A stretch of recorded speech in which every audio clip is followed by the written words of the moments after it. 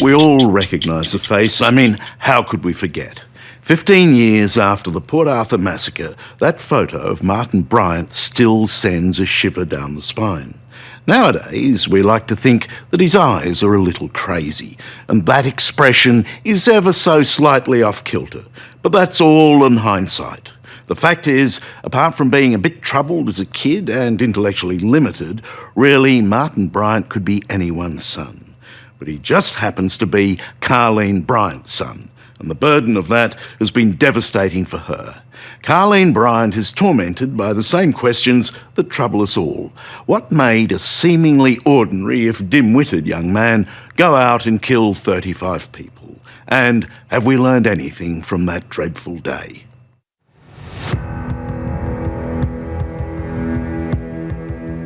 Today, Martin Bryant lives here, inside the walls of Risdon Prison on the outskirts of Hobart. He is serving 35 life sentences, 1,035 years without parole, cast into outer darkness and banished from society forever. His only visitor is his mother, Carleen. Martin is in jail. He will never be free, will he? No. Who will visit him when you're no longer around? Probably nobody. I'm the only person who visits at the moment. What's his physical condition today? He's overweight. He's a man into Too his much 40s? overweight, mainly from through the medication, which puts weight on, and also lack of exercise. And his psychological condition, his mental state, what's he like? That's confidential. Even if I knew, I couldn't talk about it. All I can say is that Martin was diagnosed about 3 years ago as having Asperger's syndrome. And he's happy where he is at the moment.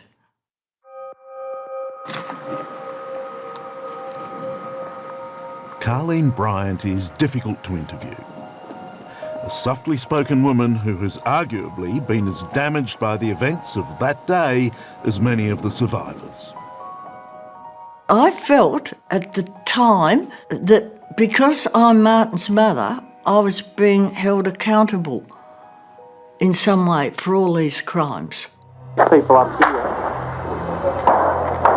It was a killing rampage that ranks among the deadliest of the 20th century. Get anywhere there, don't go in the shop. He was in the shop. Upstairs? Don't stay here, Caroline. 28th of April 1996, Martin Bryant walked into the Broad Arrow Cafe at the historic Port Arthur site and opened fire with a semi-automatic rifle. Yeah, Roger, there's been 3 more shots fired. Bryant was arrested at the scene, and shortly after, he confessed. At the time, Carleen Bryant and her son's lawyer encouraged him to plead guilty to alleviate enormous amounts of public pain. But in her recently published book, she now claims, beyond belief, that her son isn't guilty and the evidence against him was never tested at a trial. But are you really saying that you think if he'd had a trial, although you convinced him to plead guilty, he might have got off? Well, yes. Is that because Martin always, when he was questioned, probably for weeks before I saw him again, he always said he was never in Port Arthur at Broad Arrow. And you believed him? Yes. There's no evidence that Martin was there. But none of that was needed because Martin said in court, yes, I did it. And you went along with it. Exactly. And now you wish you hadn't. Of course, I'll regret it for the rest of my life. A lot of people on that day came forward after, and people who knew Martin had known Martin for years. And they said, as far as they were concerned, they didn't recognise the gunman as being Martin Bryant. So many people would be very upset to hear you deny that this happened as people understand it happened. What do you say to them? But there's also a lot of people that realise that Martin didn't have a trial and that there was no evidence proven whether he was the gunman. But did you ever get the chance to ask him, did you do it, son? Did you ask him that? I did, but I didn't get any answer. And then after that he doesn't want to see you? No, that's right. Because he's frightened I'm going to ask questions. Whatever else people say about you, you're a loyal mother. I am, sure. I know there'll be a lot of people out there that'll be condemning me for even coming on this program, but I want to be able to help Martin. To have to live with what one's child has done and what has happened to one's child as a result must be a terrible burden. And one has to find, I suppose, some way of surviving. Paul Mullen can understand a mother's misguided love, but he also knows the truth. As Australia's leading forensic psychiatrist, he was the first to hear Bryant recount the massacre. One of the odd things about a job like mine is I spend my time talking with people who have done terrible things. What you find are not monsters, but flawed human beings. You spent how many hours with him? Quite a lot. And it is very difficult. This was a terrible time in Australia. I think it affected all of us very deeply. But to do my job, you still have to get through that and relate to the human being in front of you. A troubled, intellectually limited, sad, pathetic man who had done something unforgivable. Will you ever see him again? I don't think he would want to see me again.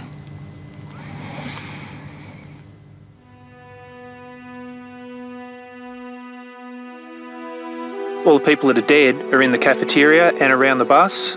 He actually shot people on the bus. We need to disregard one of the cars came back. Port Arthur was a black day for the entire nation and a lingering horror for those who were there.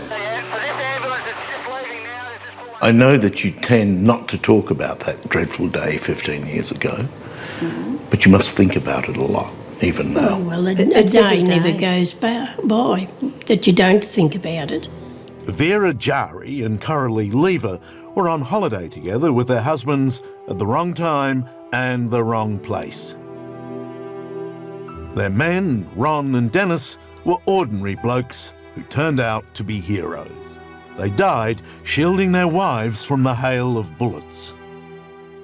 Dennis thought it was a reenactment, actually, and went to walk away, and that's when Den pushed me to the floor and he started shooting again. And protected you? And protected, yeah, very much so, yeah. And at the same time, your bloke was doing the same thing for you? We were a little bit of distance away, but the same thing happened there. Yeah. But Dennis didn't move from where he was standing, actually. He was shot there.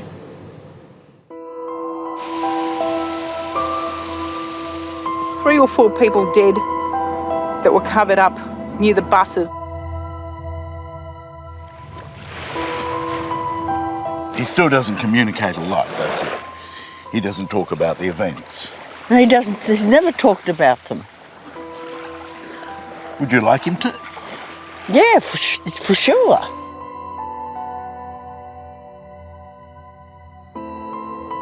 But in Martin Bryant's childhood were the signs of what was to come.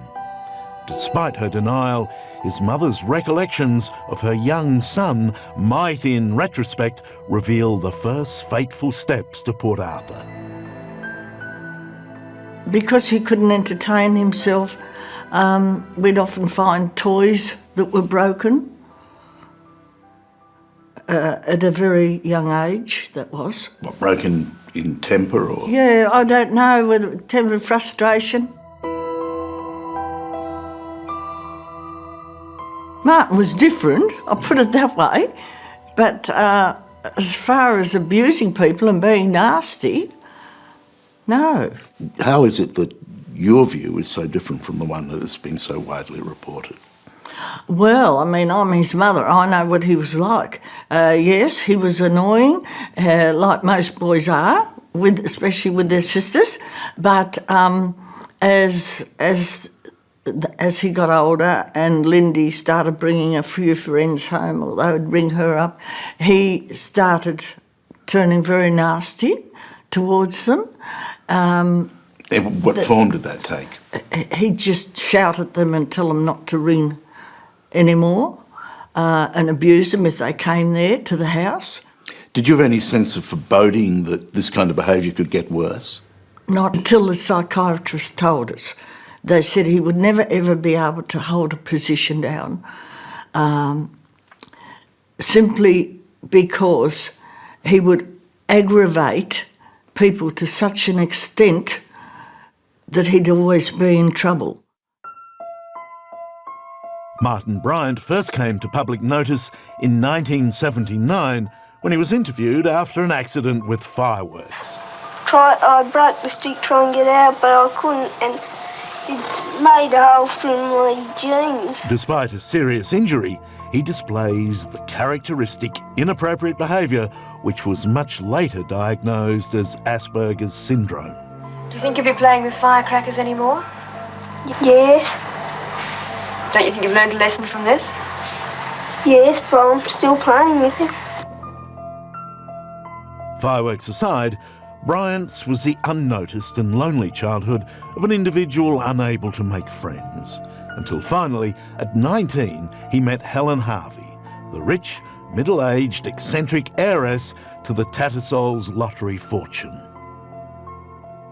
Helen was a very eccentric person. Martin was looking for work at the time. She was battling to work and maintain and keep the cats and the dogs, about 40 cats, fed and cleaned, and about 14 dogs or more. Were you a bit horrified by this menagerie? So, yes, sure. She needed some help. So they seemed to click straight away, and they were almost inseparable. So this was a friendship, a very good friendship, but not a sexual relationship. No, definitely not. It was like mother and son, because Helen was 52 at the time, and she'd never ever married.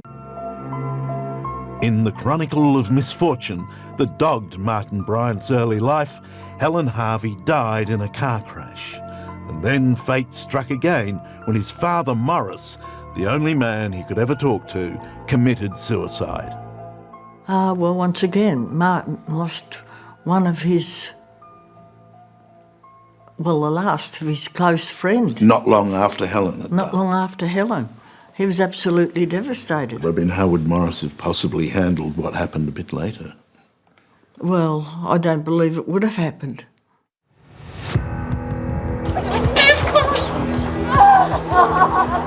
But the events that might have triggered the slayings at Port Arthur happened a world away. Even Martin Bryant, who's a very dim human being, knew a lot about the massacre at Dunblane, for example. Just 6 weeks before Port Arthur, at Dunblane, a small town in the south of Scotland, a gunman killed 16 schoolchildren and 1 adult.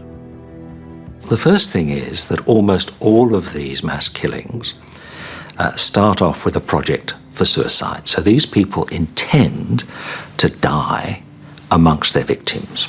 They want to be remembered as powerful, terrible, evil monsters. Martin Bryant seems to tick most of those boxes. Martin Bryant had all of that. The final thing about them is they're following a script. What these people want to do is die in a terrible blaze of publicity. They don't want to finish up in prison, in psychiatric hospitals, being exposed as the pathetic failures that they actually are.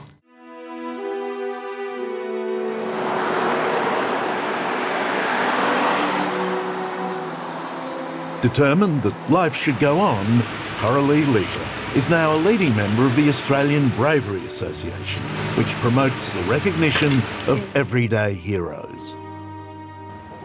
It's the best thing I've ever done, and I can help other people, and that's what warms the heart. You can makes you feel good when you can help others, and this is what I want to get across and say there is a life there, but maybe different to what you planned, but there is a life, and it's what you make it.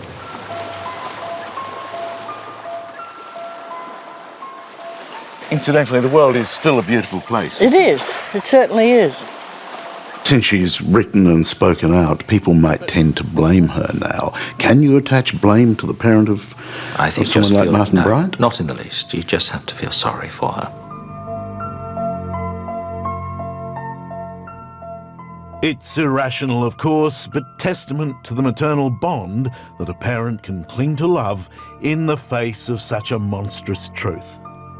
Though deeply damaged, Carleen Bryant has somehow found a way to carry a burden that no mother should have to bear. Well, for many, many years, I was in fear of walking out of my door onto the street, in fear of who would recognise me. I was always looking over my shoulder to see if people would recognise me as being Martin's mother.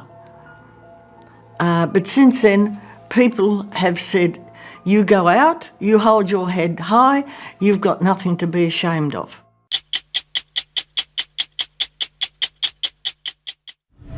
I feel like I have been murdered, but my body has been left alive. It was the worst night of my life. These brave women have gone through hell. When he raped me, he took a piece of me with him. And have had enough. Did you get justice? No, the system failed me. Coming up on 60 Minutes. The trial was more traumatic than the actual rape. My character was being judged. Their attackers were found guilty, but weren't jailed.